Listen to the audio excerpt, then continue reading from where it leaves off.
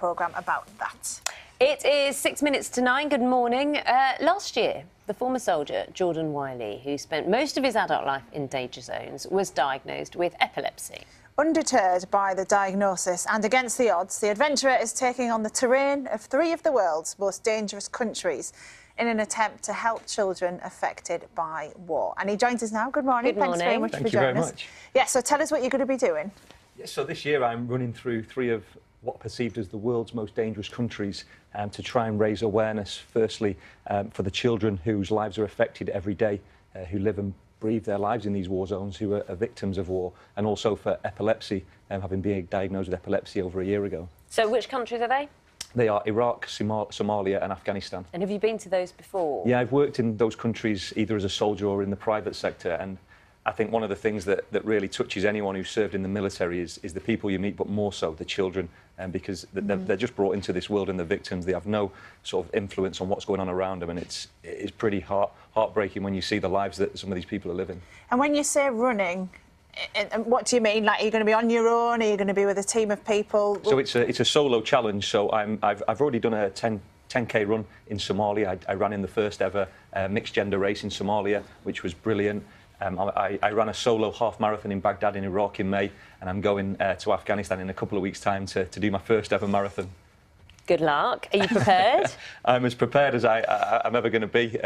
Probably a few more pounds to shed still before I get out there, but no, really excited and looking forward to it. Oh, don't worry about the weight. I put on weight when I ran the marathon. Did you? I also didn't do it in Somalia or Afghanistan or Iraq, but yeah, don't worry about the weight. I'll tell you what, though, it could be a concern, and something we mentioned when we were introducing you, is being diagnosed with epilepsy. Which was a year ago. How did that diagnosis come about? Were you suffering with seizures? Yeah, I had my first seizures just over a year ago, and it came out of nowhere. There's no history of it in my family. I'd never experienced any seizures or any other sort of neurological conditions before. I was away overseas on an expedition, and I had my first seizure, and it came completely out of the blue. But this is something that can happen to anyone, anywhere, at any time. And so how are you going to cope with that? What procedures are in place, or what have you made in terms of plans in case a seizure happens while you're abroad? Well, one of the first things when I was diagnosed with epilepsy was, you know, the sort of medical professionals were saying, you can't do this project, you can't go there, you can't run here, it will cause stress to your body. So one of the things I really want to do is challenge a lot of the perceptions around epilepsy, because I've had no issues, touch wood, to date, but it's about managing that risk. You can achieve anything you want with epilepsy, but it's about knowing what your limitations are and managing it. So I carry emergency medicine everywhere I go. I have one in my little backpack now in case I do have a seizure.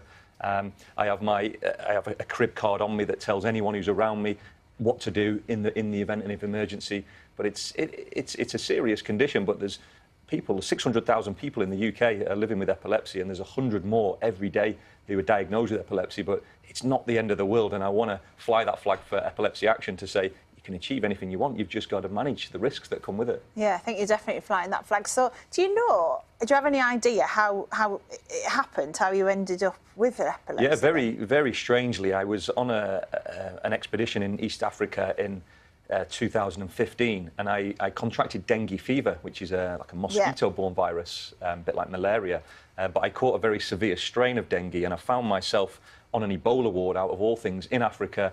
I was in quarantine, all the white suits, doctors were around me, and I thought, I might be on my way out here. And it was a bit of a reality check for me.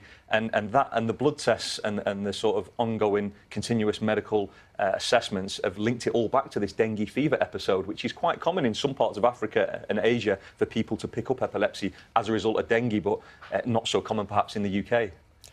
You're working on lots of projects at the moment. I think one of them you're advising Tom Hanks. Do you want to tell us about that? No, it was that was with the Captain Phillips film that came out a few years back. Right, okay. After the military, I've been working in what's called the anti-piracy sector. So I spent 8 years on ships protecting them from pirate attacks in the Indian Ocean, and I wrote my book last year, which came out. That was what I was doing.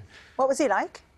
An absolute gentleman. Do you know when you meet people sometimes and you've watched them all your life in the movies and TV, and then I was blown away by him. Just a real gent. He had time for everybody, and a real pleasure to meet and spend time with him. Well, it's been enjoyable for us to hear what you're up to. Good luck with the expeditions, the running, and thank you very much for coming in and talking to us, Thank you Jordan. very much. Thank Yeah, you. thanks, John. Nice to see you.